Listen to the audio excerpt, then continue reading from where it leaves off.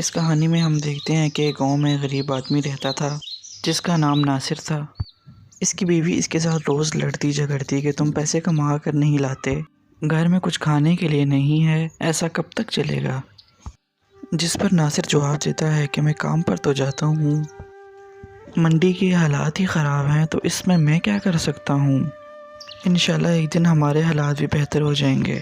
جس پر ناصر کی بیوی جواب دیتی ہے کہ اگر آج بھی تم کچھ کما کر نہ لائے تو میں اپنی امی کے گھر چلی جاؤں گی اور واپس کبھی نہیں آؤں گی۔ ناصر گھر سے منڈی کی طرف نکل جاتا ہے۔ وہ راستے میں یہی سوچتا ہے کہ اگر آج بھی کام نہ ملا تو گھر جا کر کیا جواب دوں گا۔ یہی سوچتے سوچتے وہ منڈی پہنچ گیا، لیکن روزانہ کی طرح آج بھی اسے کسی نے کام نہ دیا۔ وہ مایوس ہو کر گھر جانے کے بجائے ایک جنگل کی طرف روانہ ہو گیا۔ چلتے چلتے وہ ایک گھنے جنگل کے بیچوں بیچ پہنچ گیا اور ایک درخت دیکھا جس کی چھاؤں کے نیچے وہ بیٹھ گیا اور اللہ سے باتیں کرنے لگا کہ یا اللہ میرے حالات ٹھیک کر دو، میں بہت پریشان ہوں۔ دعا کرتے کرتے وہ رونے لگ گیا کہ روتے روتے وہاں ایک پری حاضر ہوئی۔ پری نے جب ناصر کو دیکھا تو اسے بہت ترس آیا اور پوچھا کہ تم کیوں رو رہے ہو؟ مجھے اپنی پریشانی بتاؤ، شاید میں تمہارے کسی کام آ سکوں۔ ناصر نے اپنی ساری داستان پری کو سنائی اور بتایا کہ اگر آج بھی میں کچھ کما کر نہ لے کر گیا تو میری بیوی گھر چھوڑ کر چلی جائے گی۔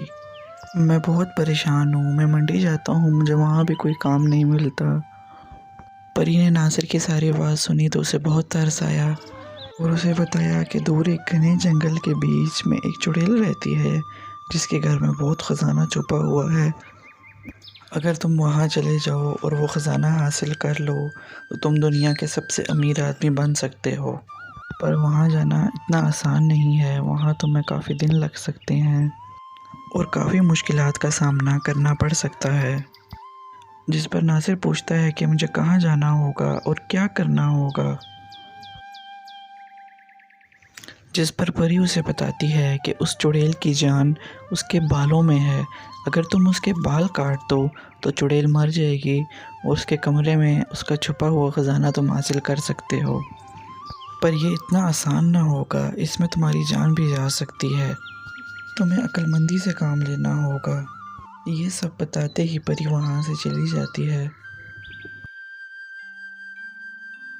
ناصر بہت ذہین آدمی تھا، وہ پری کی باتوں کو سوچتا ہے اور فیصلہ کرتا ہے کہ وہ چڑیل کے گھر ضرور جائے گا۔ وہ جنگل سے نکلتا ہے اور گھر کی طرف روانہ ہو جاتا ہے۔ گھر پہنچنے پر ناصر کی بیوی اس سے پوچھتی ہے کہ آج بھی کچھ لے کر آئے ہو کہ خالی ہاتھ آ گئے ہو؟ جس پر ناصر اپنی بیوی کو پری کی ساری کہانی سناتا ہے اور بتاتا ہے کہ وہ اس چڑیل کے گھر جا رہا ہے جس میں اسے 3-4 دن لگ سکتے ہیں۔ شروع میں تو ناصر کی بیوی نہیں مانتی، پر ناصر اسے منا لیتا ہے اور سمجھاتا ہے کہ مجھے ایک بار اپنی قسمت ضرور آزمانی چاہیے۔ ناصر اپنا ضرورت کا سامان اپنے بیگ میں ڈال لیتا ہے اور بیگ لے کر جنگل کی طرف روانہ ہو جاتا ہے۔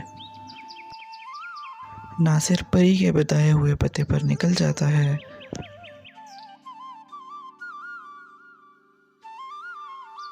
چلتے چلتے 3 دن گزر جاتے ہیں۔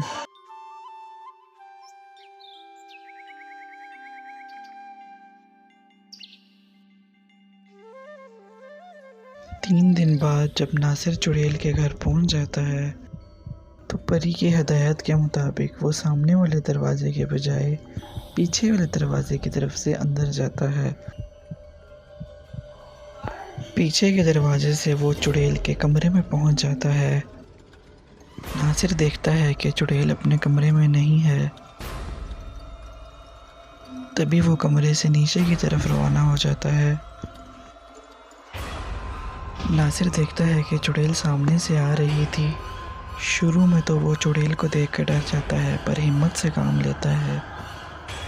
چڑیل ناصر کو دیکھ کر غصے میں آ جاتی ہے اور کہتی ہے، تیری اتنی ہمت، تو میرے گھر تک آ گیا، میں تجھے مار دوں گی، میرے گھر سے آج تک کوئی واپس زندہ نہیں گیا۔